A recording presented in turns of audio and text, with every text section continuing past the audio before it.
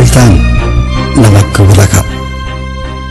அவளோ தன் தாய் வீட்டின் கதவு தட்டும் ஓசையை கூட பள்ளி சத்தத்தில் தான் உணர்கிறாள். அவள் வாழ்ந்த வீட்டுக்கும் வாழ்க்கைப்பட்ட வீட்டுக்கும் இடையில் மழை, வெயில், காற்று, வானம், பூமி, பறவை, கனவுகள், தோழிகள், குலதெய்வமும் கூட மாறித்தான் போய்விட்டன.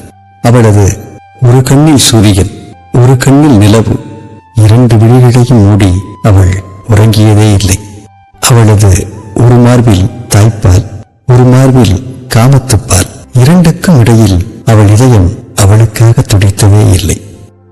அவளது பெயரில் பாதி இப்போது கணவனுடையது. அவளது உயிரில் பாதி இப்போது குழந்தைகளுடையது.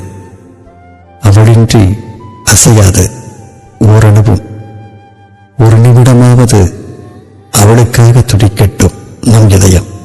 தாயாக, துணைவியாக, மகளாக, சகோதரியாக, தோழியாக, இல்லங்கள் தோறும் வாழ்வை இனிமை செய்யும் மங்கையர் அனைவருக்கும்